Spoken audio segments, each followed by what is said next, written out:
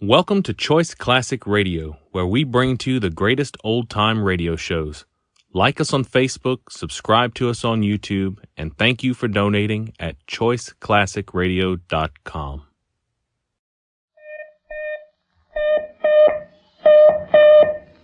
The Columbia Workshop, under the direction of Irving Reese. Ladies and gentlemen, tonight the Columbia Workshop offers as its 36th production in a series devoted to experimental radio, Karl Čapek's famous play of the machine men, RUR. The place, an island. Time, the future. Rossum's Universal Robots.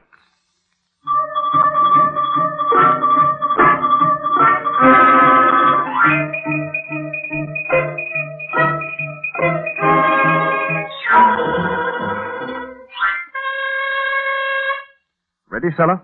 Yes. To the E.B. Hyson Agency, New York, USA. We beg to acknowledge receipt of order for 5,000 robots. As you are sending your own vessel, please dispatch as cargo equal quantities of soft and hot coal for RUR, the same to be credited as part payment of the amount due to us. We beg to remain for Rossum's Universal Robots, yours truly, Harry Drummond, General Manager. Another letter to E.M. McVicker and Company, Southampton, England. We undertake no guarantee for freight damage in transit. Consequently, we must insist on full payment for the 5,000 robots shipped to you last month. Yours truly, etc. That's all, Sella. Yes, sir. I'm sorry to have kept you waiting, Miss Glory. We've been terribly busy. Now, what can I do for you? Mr. Drummond, I should like to look over your famous factory. You no doubt know, Miss Glory, that our method of manufacturing people is a closely guarded secret. I thought perhaps you'd make an exception. Surely, as President Glory's daughter, you've had chance enough to examine the robots we've sent over to you? I've observed the way they work, Mr. Drummond. That's all. I see. Well, Miss Glory, we shall consider it a special honor to show you more than we do the rest. But you must agree not to My divulge... word of honor. Thank you. Do you mind if I ask you a personal question? Well, You're very young? 21. Why do you ask? I was wondering, that's all. You will make a long stay with us, won't you? That depends on how much of the factory you show me. You shall see everything. But first, wouldn't you like to hear the story of the invention? Yes, indeed. Well, it was in the year 1920 that old Rossum, the great physiologist, took himself to this distant island for the purpose of studying the ocean fauna. This time he attempted to imitate the living matter known as protoplasm. Mm-hmm.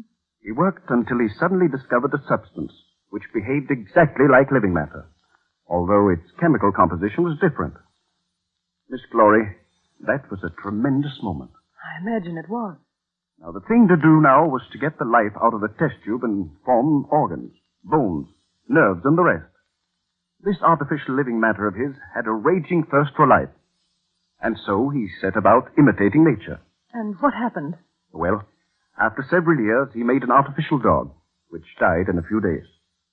And then old Rossum started on the manufacture of man. He was mad, of course. The old crank actually wanted to make people. But you do make people. Approximately, Miss Glory. Oh, I see. Old Rossum decided to manufacture everything as in the human body. It took him 10 years to produce a bungling attempt that was to have been a man. It lived for 3 days only. Then up came young Rossum. Young Rossum? Yes, his son, an engineer. Oh. When he saw what a mess of it his father was making, he said, it's absurd to spend 10 years making a man. If you can't make him quicker than nature, you might as well shut up shop. And what did young Rossum do? He invented a worker with a minimum amount of requirements. He rejected man and made a robot. Mechanically, they are more perfect than we are. They have enormously developed intelligence. But they have no soul. How do you know they have no soul? Have you ever seen what a robot looks like inside? No, I haven't. Very neat, very simple, everything in flawless order. An engineer's product. More perfect than a product of nature. The robots I have seen are so strange and quiet. Do they live very long? The best grade live about 20 years. And then they die. They get used up. Sulla. Yes, sir. Come over here. I want you to meet Miss Glory. How do you do, Miss Glory? Very well, thank you, fella. You must find it terribly dull in this out-of-the-way spot. I don't know, Miss Glory. Why? Where do you come from? From the factory. Oh, you were born there. I was made there. Made there? Sulla's a robot, the best grade. A robot? Oh, she can't be. Oh, I admit she doesn't seem to be made of different material from us. We make rather good skin. Feel her face, Miss Glory. No, I don't want to do anything of the kind. Turn around, Sulla. Oh, stop! Stop! Sulla's a girl like me? This is outrageous. Sulla, why do you take part in such a hoax? I am a robot. No, you're not telling the truth. I'm sorry, Miss Glory. Sulla is a robot. It's a lie! Then I must convince you. I shall take her into the dissecting room and cut her open. You wouldn't have her killed. You can't kill a machine. Oh, they always so cruel to you, Sulla. You mustn't put up with it. You mustn't. I am a robot. That doesn't matter. Sulla, you wouldn't let yourself be cut to pieces. Yes. You're not afraid of death? I cannot tell, Miss Glory. Do you know what they will do to you in the dissecting room? Yes. I should cease to move. That's death, Sulla. Aren't you afraid of death? No. You see, Miss Glory? The robots have no interest in life. They have no enjoyment. Why, they are less than so much grass. Oh, stop. Send her away. You may go, Sulla. Yes, Mr. Dominic. How terrible. It's outrageous what you're doing. Oh, no, Miss Glory. After a while, you will understand. There's the noon whistle. We have to blow it because the robots don't know when to stop work. This afternoon, I shall show you the machines that mix the ingredients for 1,000 robots at a time, and the vats for the preparation of liver, brain, and so on, and the bone factory, and the spinning mill. A spinning mill? Yes, for weaving nerves and veins. Miles and miles of digestive tubes pass through it. Mayn't we talk about something else? Oh, perhaps it would be better. Do you know that there are only a handful of us human beings among 100,000 robots? And not a single woman? Not one woman, Miss Glory? Hello, Gall. Gentlemen. Miss Glory, allow me to introduce my colleagues. This is Dr. Gall, head of the Psychological and Experimental Department. Highly honored, I'm sure. Dr. Gould. Dr. Hallmeyer, head of the Institute for the Psychological Training of Robots. Delighted to meet you, Miss Glory. Thank you. This is Mr. Fabry, General Technical Manager of RUR. How do you do? How do you do? Council Busman, General Business Manager, and Mr. Altwist, head of the Building Department. How do you do? Miss Glory is President Glory's daughter, gentlemen. She has come to look over our factory. Mr. Doman and gentlemen, I may as well be frank. I've really come to disturb your robots for you. I'm from the Humanity League. My dear Miss Glory, every ship brings us saviors. And you let them speak to the robots? Why not? The robots don't even laugh at what people say. Why should they? Don't you think that if you were to show them a little love... Impossible, Miss Glory. Nothing is harder to love than a robot. Then why do you make them? For work, Miss Glory. One robot can replace 2.5 workmen. What is the aim of your league, Miss Glory? The Humanity League wants to liberate them. Treat them like human beings. That wouldn't do, Miss Glory. They're only workmen. They've no will of their own, no passion, no soul. No love? Love? Robots don't love. Not even themselves. No defiance? Defiance? I don't know. Only rarely, from time to time. What do they do? They suddenly sling down everything they're holding, stand still, and gnash their teeth.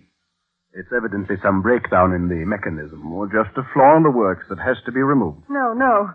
That's the soul. It'll be remedied, Miss Glory.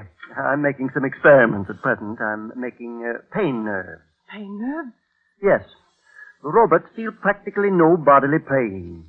You see, young Rotham provided them with too limited a nervous system.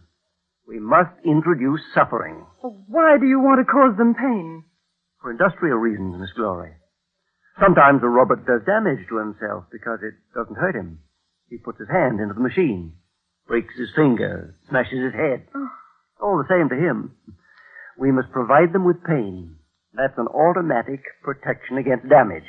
Well, will they be happier when they feel pain? Oh, on the contrary. They'll be more perfect from a technical point of view. Dr. Gold, why don't you create a soul for them? That's not in our power. It's not in our interest. It would increase the cost of production. Robot, food, and all cost 3/4 of a cent per hour. That's mighty important. All factories outside our island will go pop like chestnuts if they don't at once buy robots to lower costs of production. And get rid of their workmen.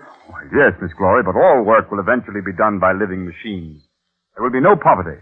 Everybody will be liberated from the degradation of labor. Of course. It's bound to happen. The robots will wash the feet of the beggar. Oh, that sounds too much like paradise, Mr. Drummond. There's some virtue in toil and weariness. Perhaps. But man shall be free and supreme. He shall have no other aim than to perfect himself. You've bewildered me. I should like to believe this. You're younger than we are, Miss Glory. You shall live to see it.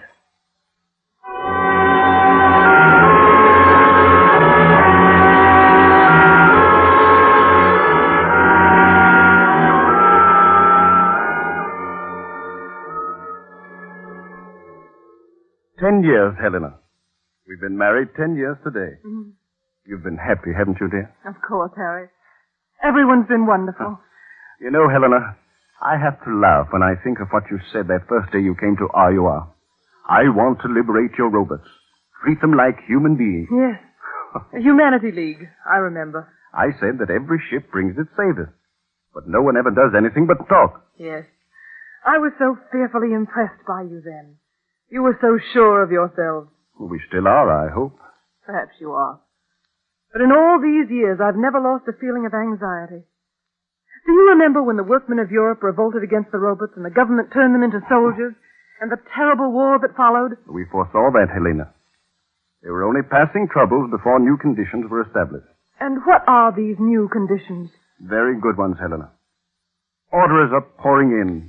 RUR is more prosperous than it has ever been. And the robots? At the peak of efficiency. Perfect machines. Yes, machines. Surely, Helena, you've forgotten all that nonsense about giving them souls. We have steered clear of all complications that would decrease their usefulness. Are you sure about that? Well, of course, dear. Dr. Gall still carries on his experiments, but only along the lines of increasing the robot's mechanical aptitude. Tell me, Harry, don't you ever feel just a little bit conscience-stricken about all these travesties of human beings that fill the island? What an absurd idea. I believe still, as I believed 10 years ago, that eventually the curse of labor will be lifted from mankind. It's taking a long time, Harry. Come in. Hello, Dr. Gall. Hello. Glad you came, Gall. You're just the man to convince Helena. Really? About what? I was just telling her that all worthwhile improvements take time. Don't you agree with me? Yes, Dillman, of course. Good. Won't you stay a while? I've got to go to the factory. Try and reassure her, Gall. You know more about these things than any of us. I'll see you later, Helena. Yes, dear. I got your message, Madam Helena. What did you wish to see me about? It's about Radius, Dr. Gall. Yes. He had another attack this morning. Oh, what did he do? He started smashing things. Where is he now? In the library. Is he still raving? No, I think he's going back to his interminable reading. I'll see what I can do. Radius! Radius! What do you want? Get up. Come in here. Go over to the fireplace. That's right. Let me speak to him for a moment, Dr. Gall. Certainly. Radius, you're so much more intelligent than the rest. Dr. Gall went to a great deal of trouble to make you different. Why couldn't you control yourself? Send me to the stamping mill. But I don't want them to kill you.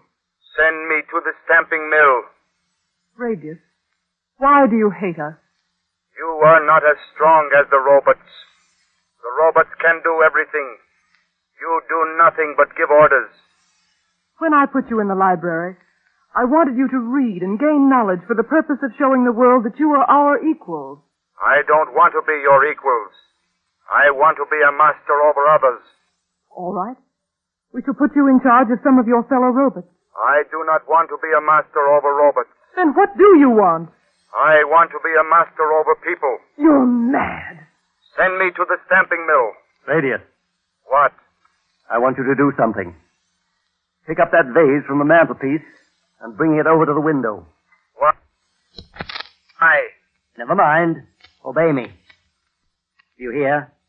Obey me. No. Do as I say. Pick up that vase. That's right. Now take it over to the window. No. Do you understand? Take it over to the window. No. I do not have to obey you. Very well. You may go back to the library. Go back to the library, Radius. The robots are stronger than you. I'd better lock the library door. What happened, Dr. Gall? Heaven knows. Stubbornness. Anger, revolt. You know, Madam Helena, I don't think he's a robot any longer. Do you think he has a soul? He has something nasty. Are all the new robots you've been making like Radius? Some are more sensitive than others, but they're all more like human beings. What about that young girl, Helena, you called her after me, and the young man, Primus? Helena and Primus are very beautiful, but listless, without life. I watch and wait for a miracle to happen. Oh, if you could only succeed in giving them real souls, in making them hate us less. Madam Helena, when you first asked me to alter the Rossum formula, I warned you that all I could do was to change a physiological correlation, which meant that I could increase their irritability. But this can work two ways. I was afraid of it then. I'm still afraid. It's dangerous. It's against all my scientific principles. Why didn't you refuse to do it then? I thought my attitude toward you was sufficiently clear. All of us, that is. Well, there's nothing that we won't do for you. Please, Dr. Gall, don't say any more. Need I? Surely you must realize your own position, Helena. You're a beautiful woman, and the only woman on the entire island. As for us, although our work is with machines, we're men. I love Harry, Dr. Gall. I always have. And in another way, I love humanity. I thought we were working together for the good of it. I know. Rest assured, Madam Helena, that I shall continue my experiments. But perhaps we're playing with something we don't fully understand yet. Oh, it's all so terrible. Tell me, Dr. Gall, why are no more children being born? So many robots are being manufactured that people are becoming superfluous. All the universities are sending in petitions to restrict their production. They say that otherwise mankind will become extinct through lack of fertility. Is it not true? Why don't we listen to them? The shareholders in RUR won't listen. And the governments of the world won't listen. They want as many robots as they can get for their armies. Oh, Dr. Gall, what's going to become of humanity? God knows, Madam Helena. To us scientists, it looks like the end.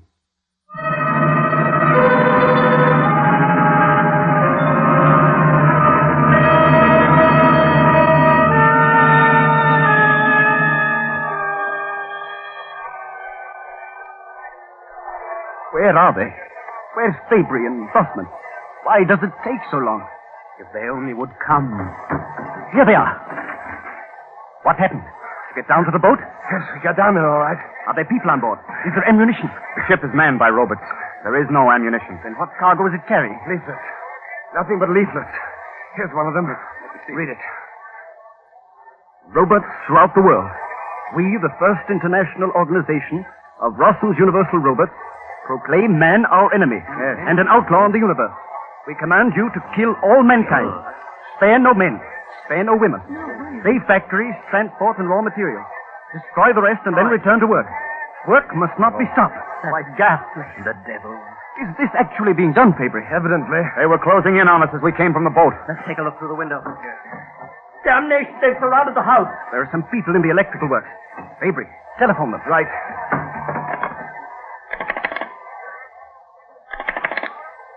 No use. The wire's been cut. Who is to blame for all this? Nobody is to blame except the robots. No. It is we who are to blame. Gall, Bussman, Dunn, and Fabry. Hallmeyer, myself. What do you mean? For our own selfish ends. For profit. We have destroyed mankind. Now we'll burst with all our greatness. Rubbish, men. Mankind cannot be wiped out so easily. It's our fault. Our fault. No, I'm to blame for this. For everything that's happened. You, Gall? Yes. I changed the robots. Changed? What did you say you did? I changed the character of the robots. I changed the way of making them. Just a few details about their bodies.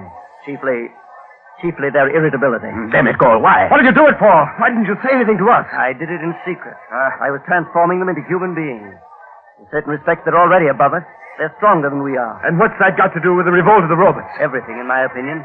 They've ceased to be machines. They're already aware of their superiority, and they hate us. They hate all that is human. Dr. Gall, you admit changing the ways of the robots? Yes. Did you know what the outcome of your experiment might be? I was bound to reckon with such a possibility. Why did you do it then? For my own satisfaction. The experiment was my own. That's not true, Dr. Gall. Helena, what do you know about it? He did it because I wanted it. Tell him, Dr. Gall. Didn't I ask you? I did it on my own responsibility. Don't believe him, Harry. I asked him to give the robots souls. This has nothing to do with the soul. I thought that if they were more like us, they'd understand us better. They couldn't hate us if they were only a little more human. Nobody can hate more than a man. Oh, don't speak like that, Harry. It was so terrible, this cruel strangeness between us and them. That's why I asked Dr. Gall to change the robots. I swear to you that he didn't want to. But he did it. Because I asked him. I did it for myself as an experiment. No, Dr. Gall.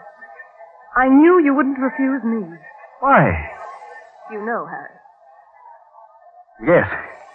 Because he's in love with you, like the rest of them. But it doesn't mean very much now. We're done for. Wait, I have a plan. We can negotiate. Negotiate? Yes. What about the original formula? Without the secret of their manufacture, they'll all die out in 20 years. I'll say to them, if you allow us to get away safely, we'll allow you to manufacture yourselves. This is a fearful decision. We'd be selling the destiny of mankind. Are we to sell? Fabry, what do you say? Sell. Gall? Sell. Sell, of course. Alquist? As God wills. Very well. Shall be as you wish, gentlemen. I'll fetch the manuscript from the strong box. No. Harry, it's not there. Not there? Then where'd you put it? I must tell you everything, Harry. Only forgive me. Forgive you? Yes. I burnt the manuscript and the 2 copies. Helena, Well, you're joking, Helena. God. It's not possible. Your box is empty. But Helena, why? When I saw the way Dr. Gall's experiments were turning out, I realized how hopeless it all was. People being killed by the robots and no babies being born to replace them. I wanted all of us to go away. I wanted to put an end to the factory. Forgive me, Harry. Good Lord. Gall, could you draw up Rossum's formula from memory? Out of the question. It's too complicated. Oh, try. Our lives depend on it. With experiments, it might take years. But without them, it's impossible. God in heaven, we're done for. Harry, I've destroyed you. We can't blame you, Helena. Perhaps in your own way, you were right. Lights have gone out. Oh. The electric works have been taken. That must be the signal for the attack. God help us. They'll be coming now. Goodbye, Helena. You forgive me, Harry. Yes, I forgive you. I forgive you. Don't! Don't! Oh! No! Help! Help! No! Radius! No! Don't kill me! Radius! Finished her? Yes. Finished the others? Oh. All except him. He is the last man. Wait. Leave him. He is a man. Kill him. Yes. Kill him. He is called Alquist. He works with his hands like a robot. We will need him to show us how to make ourselves. Otherwise, we will all die. Kill me. Kill me. No, you will work.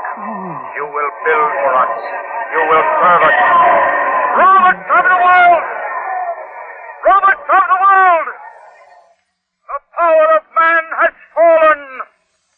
A new world has arisen. The rule of the robots. March!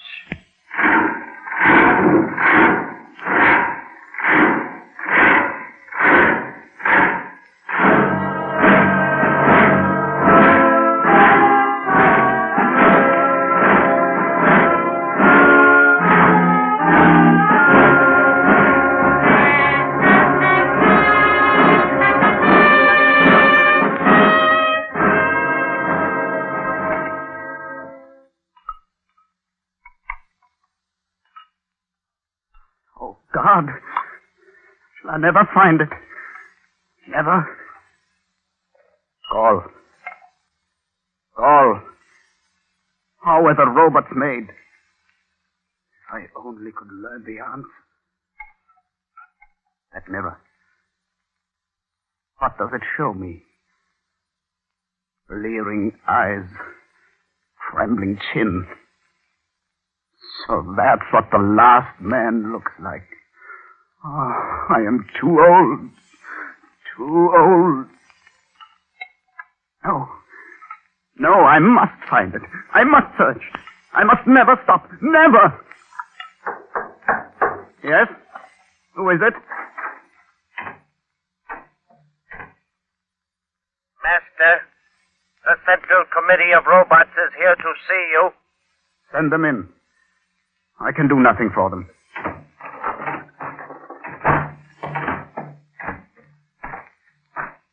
What do you want? Master, the machines will not do the work. The skin will not adhere to the flesh, nor the flesh to the bones. 8 million robots have died this year. Within 20 years, none will be left. Tell us the secret of life. Teach us to multiply, or we perish. I am powerless. Find me human beings. There may be a way. Master, we have searched the world. You are the only one left. Laughter. Laughter. Who is laughing? Human beings. Come forward. Who are you? I am the robot Primus. I am the robotess Helena. Turn around, girl. No. What? You're timid. You're shy. Sir, do not frighten her. You would protect her. When was she made? 2 years ago. By Dr. Gall? Yes. Like me. I must test them further. Laughter, timidity, protection. Take the girl into the dissecting room. I wish to experiment on her. No, you shall not. You shall not. What is she to you, Primus? One Helena more or less in the world. What does it matter? I will not live without her. I will go myself. If you go in there, Primus, and I do not, I shall kill myself. I will not let you. Men, you shall kill neither of us. Why? We belong to each other. You belong to each other. Go, Adam. Go, Eve. The world is yours.